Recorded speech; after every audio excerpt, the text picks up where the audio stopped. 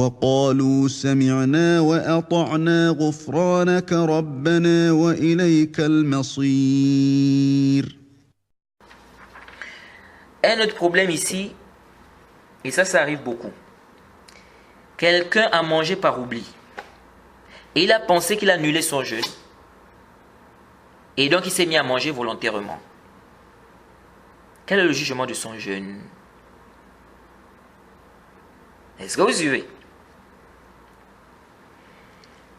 Tu as mangé par oubli. Après, tu te rends compte que tu es en jeûne. Tu te dis, ah, j'ai mangé.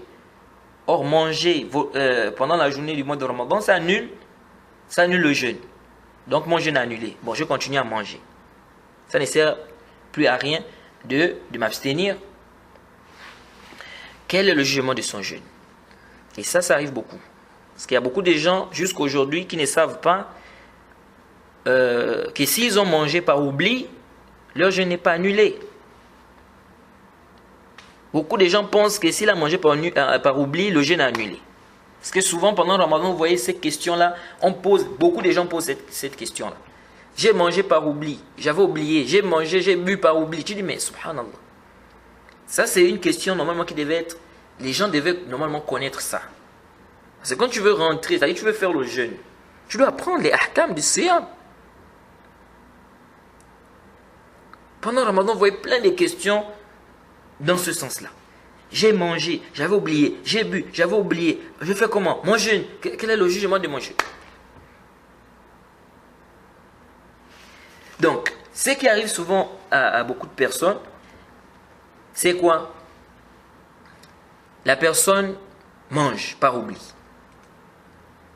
Après, la personne se rend compte qu'elle était en jeûne. La personne pense que son jeûne est annulé.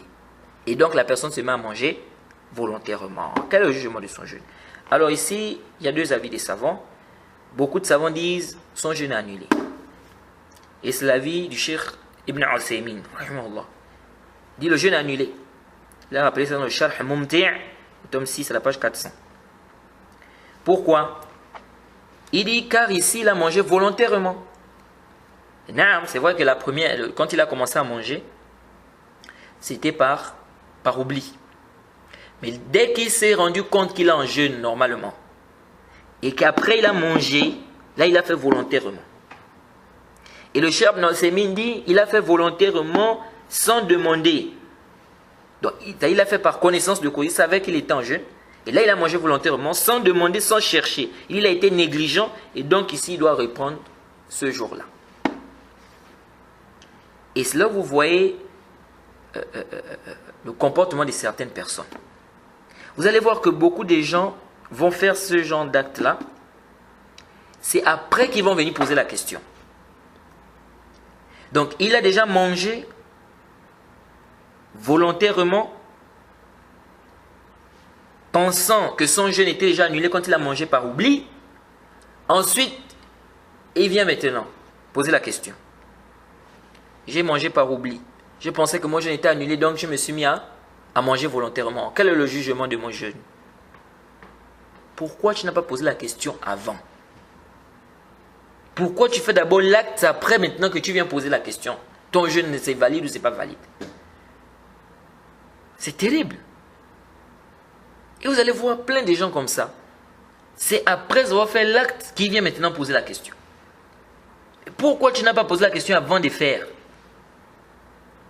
Ça t'aurait évité plein de complications. Parfois, tu vois des gens, oh, mais c'est compliqué, je dois encore faire ça, vraiment, c'est trop compliqué. Mais qui t'a d'abord dit de faire avant de demander?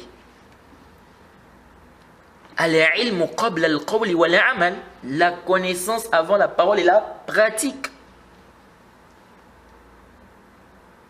C'est important ça.